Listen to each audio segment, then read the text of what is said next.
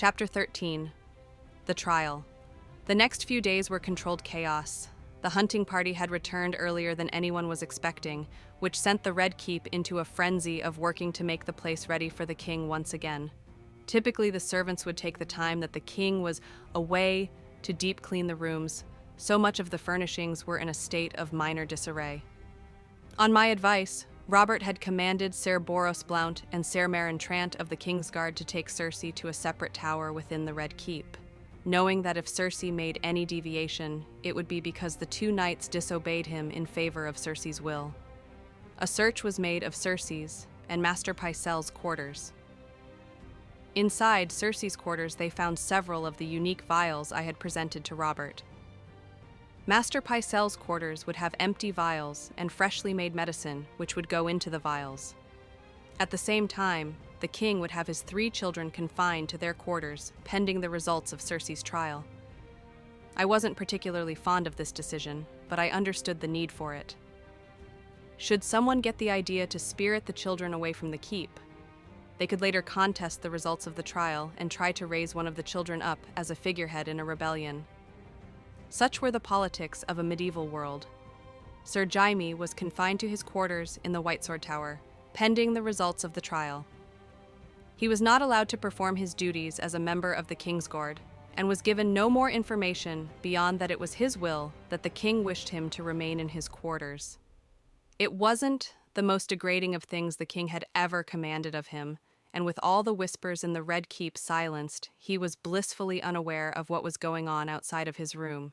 He would, of course, ask about his sister, but was assured by Sir Barristan Selmy that his sister and her children were well and in good health. A week after we returned from the hunt, Tywin Lannister had come down from Casterly Rock, summoned by the king to bear witness to his daughter's trial. I stood on the dock where his shape had made birth and watched as his personal guard marched ahead of him while he walked down the ramp. I dipped into a curtsy. "Hello, good father." Tyrion bowed his head. "Father, it is good to see you." Tywin's scowl was particularly pronounced today as he glared at me. "Lady Oradam, you gave me assurances that I would get my house back from the king, yet here I am asked to attend the trial of my daughter, the queen. Would you care to explain this?" I didn't let his aggression waver my smile. "My lord, I swear to you, at the end of this trial, your eldest son will be returned to you. Your daughter will live, though she will not have the option to return to your house. It is the sacrifice that must be made in order to get what you desire." "And my grandchildren?" Tywin fumed. "What of them?" "That will be up to you, my lord," I replied, with a hint of hesitation, signaling to him that he may not want them by the end. He snorted and began to walk toward the Red Keep. "I have not worked so hard to bring my house's reputation from the laughing stock that my father turned it into, only to have you rake it through the mud." "I think you'll find that my lady wife had nothing to do with this, father," Tyrion said as we walked with him. "This was all Cersei's doing. Merida cannot help what she discovered, but friendship to the king and loyalty to both the crown and yourself compelled her to act." "A reckless and foolish decision," Tywin snapped. "A decision that will keep all of our heads on our necks," I replied. Had Robert discovered this on his own, he might blame anyone and everyone related to Cersei. Tywin seemed to consider this, taking Robert's legendary anger into account, and sighed.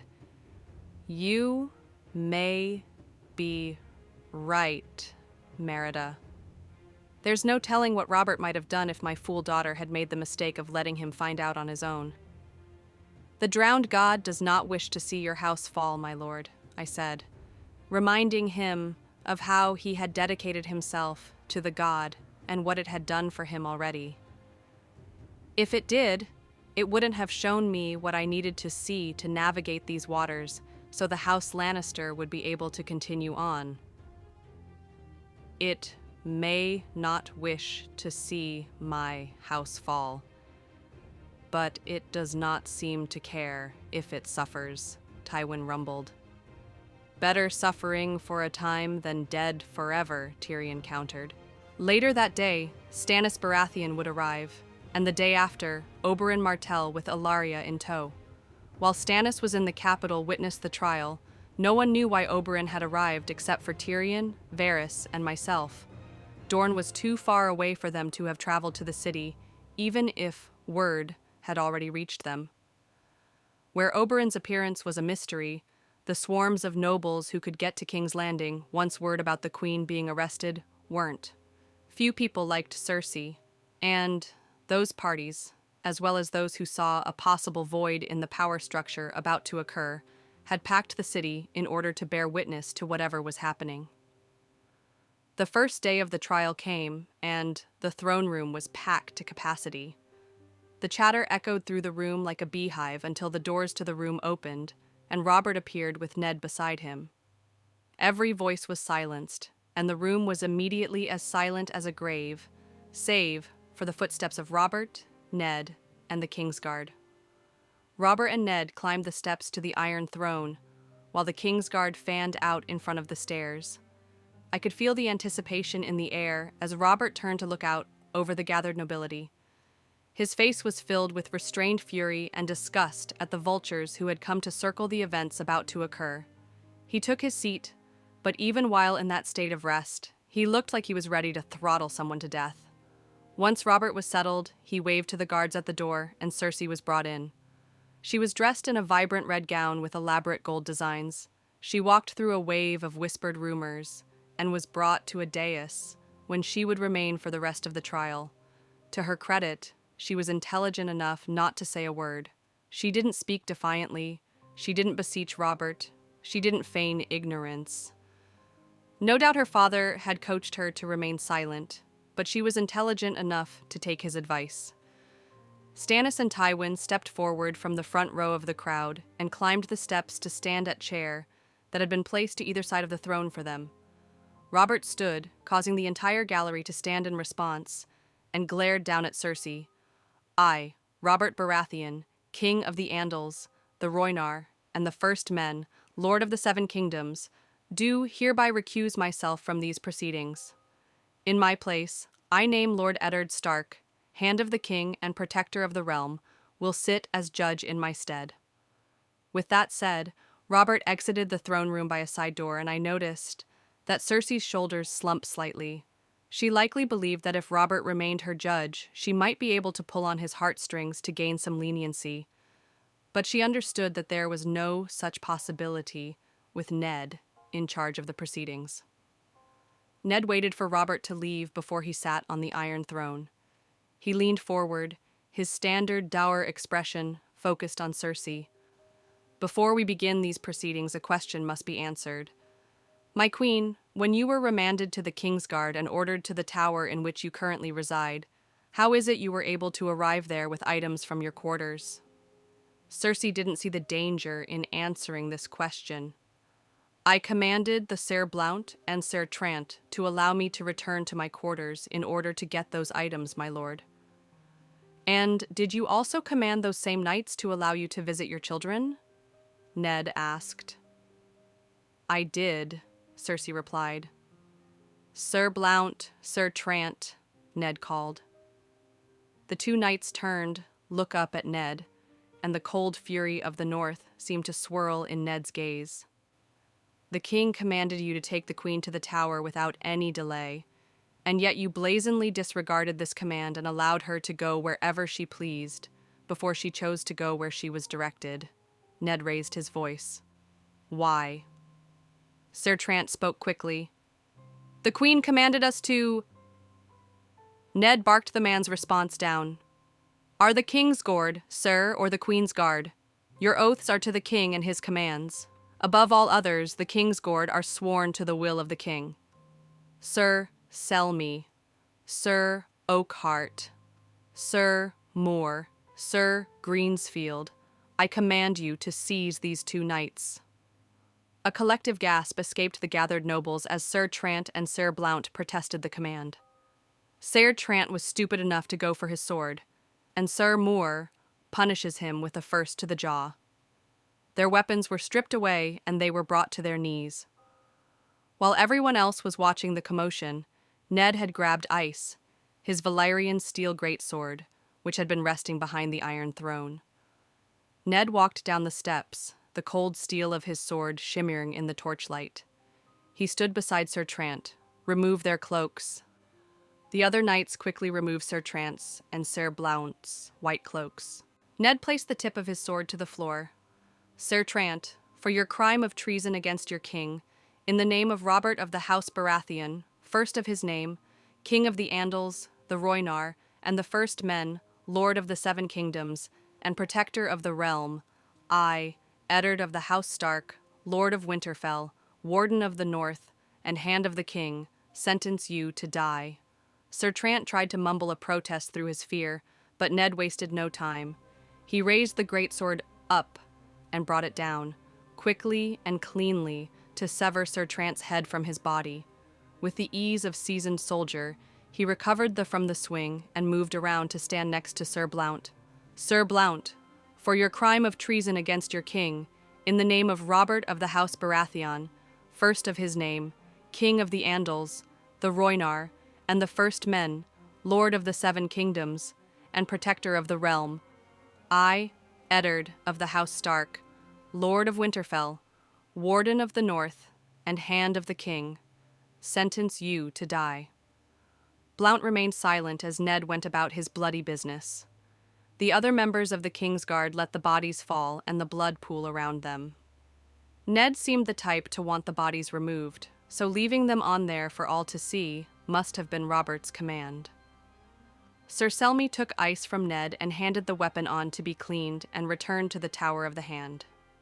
Ned climbed the stairs and sat upon the Iron Throne once more. Let it be known that no one, not even the King's Guard, is above the King's justice, Ned proclaimed the gallery before turning his gaze to Cersei. Cersei of House Baratheon, you are accused of treason against the king.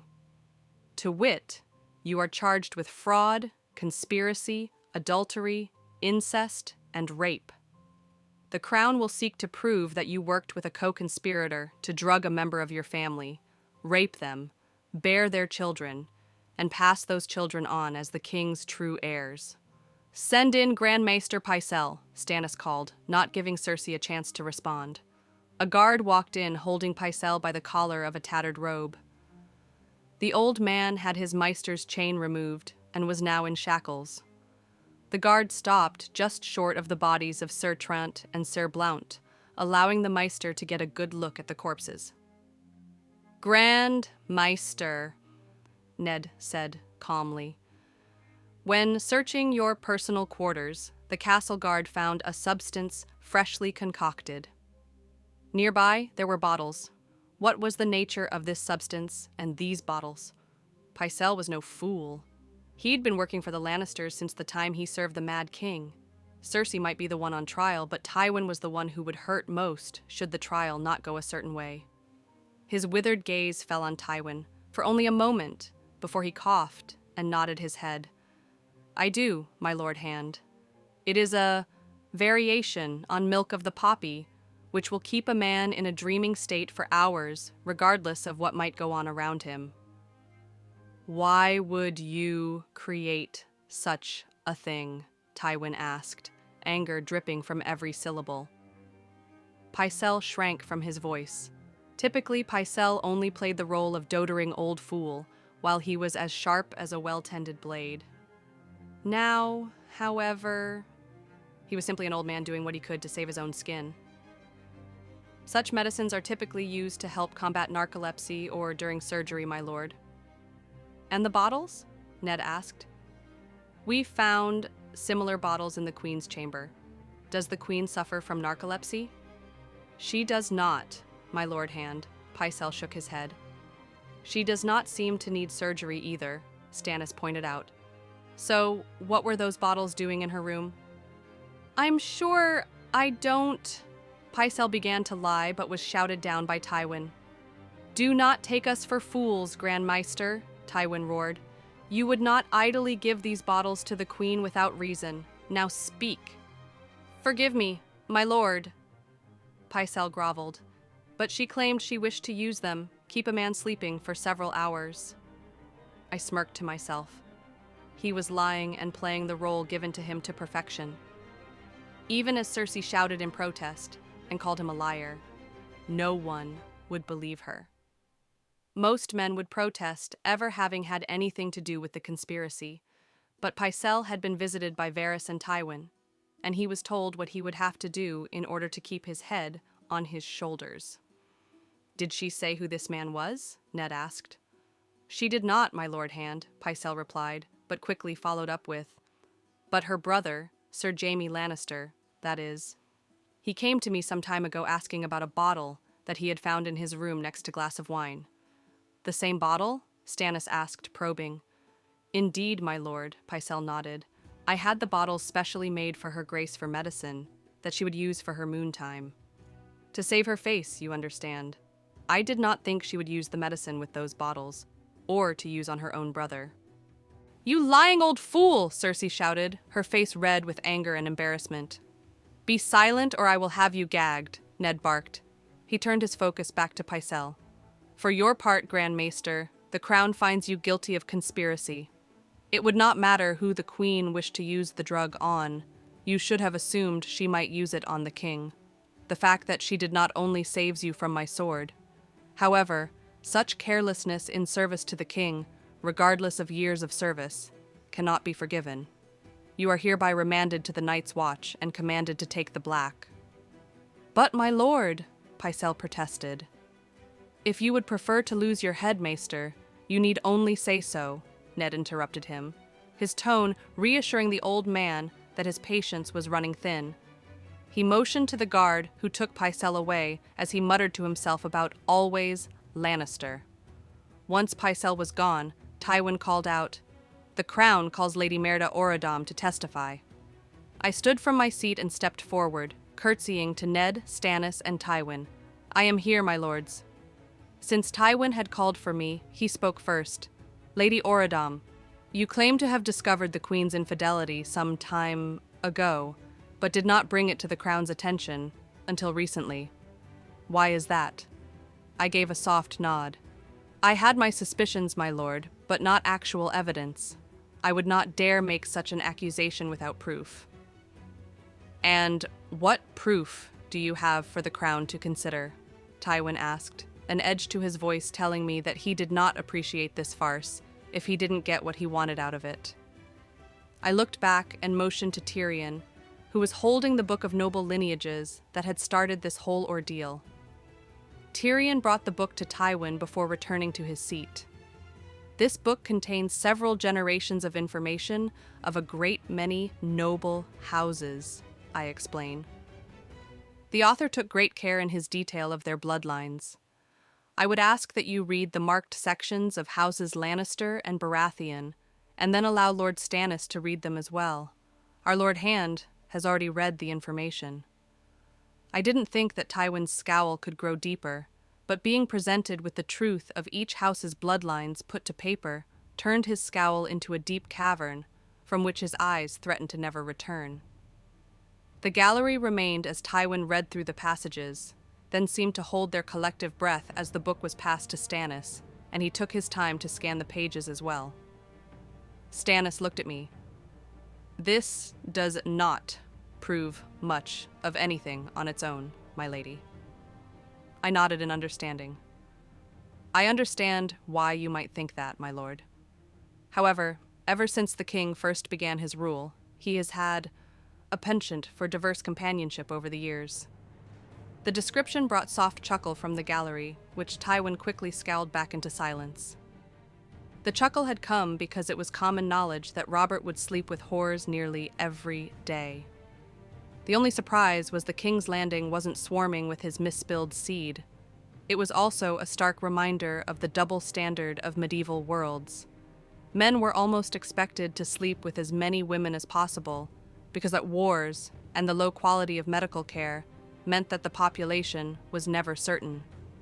Women were expected to remain loyal to ensure the continuation of her husband's bloodline, and that the husbandry of her children was assured. This was important for both personal and legal reasons in worlds like this.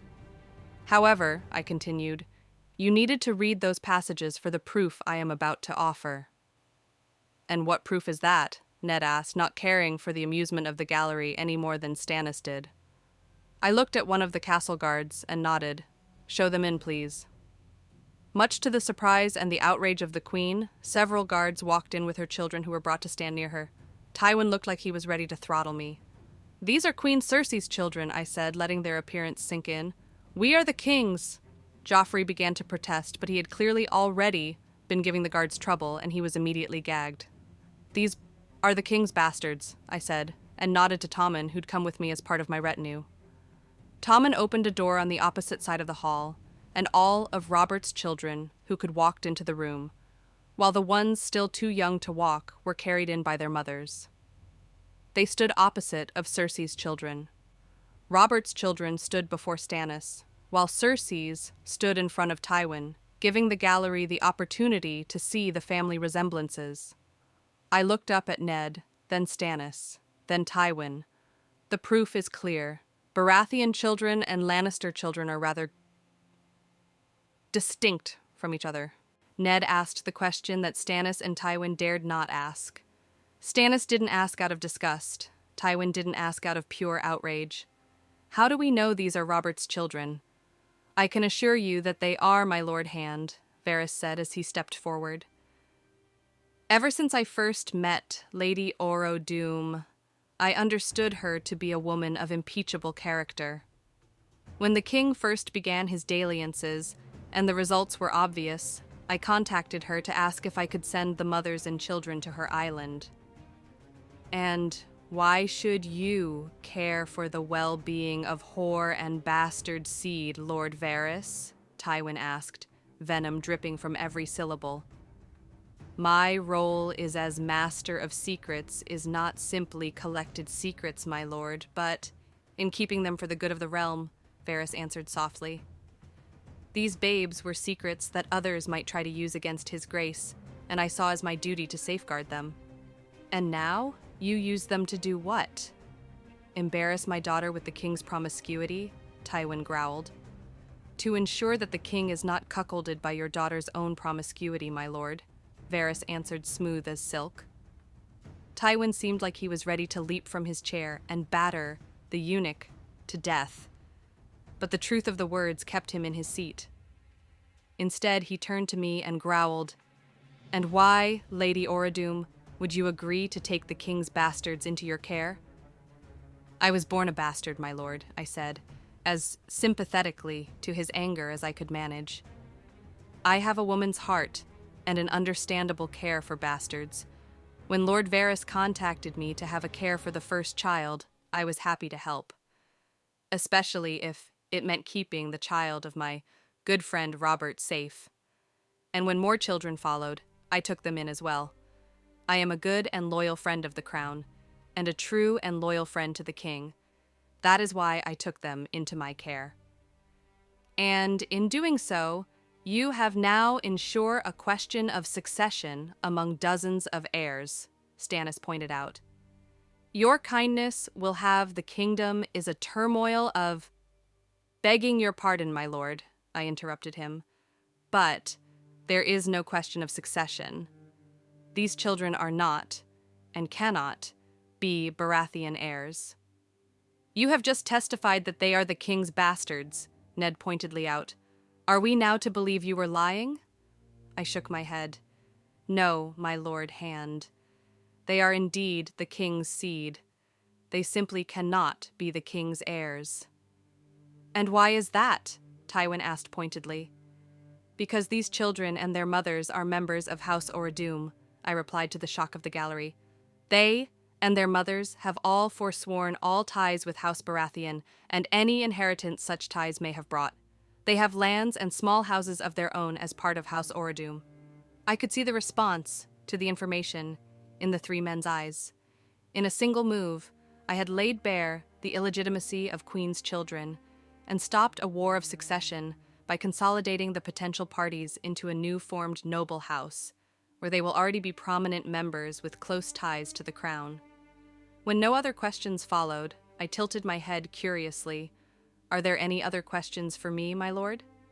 "You may step back, Lady Orodum," Ned replied, after a pause. "Remove the children from the gallery. I gave a nod to the line of bastards who all returned through the doors from which they had come, and the guards escorted Cersei's children away as well. As I stepped back to the front row of the gallery next to Tyrion, he smiled and leaned in to whisper, "Well done, my dear," into my ear. Ned turned his attention to Cersei. Does the queen have anything to say in her defense? Cersei shot venom at me with her expressone, then looked up at her father, then Ned. It is clear to me that there are too many lies that have been too well planned and told far too effectively for me to say anything which would convince you otherwise, my lords. So I shall place my fate in the hands of they gods. I demand a trial by combat.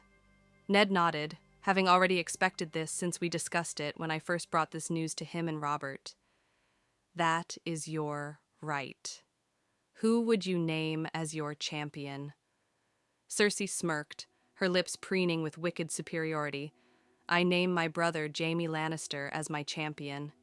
Denied, Ned said with his cold neutrality, wiping the sneer from Cersei's face.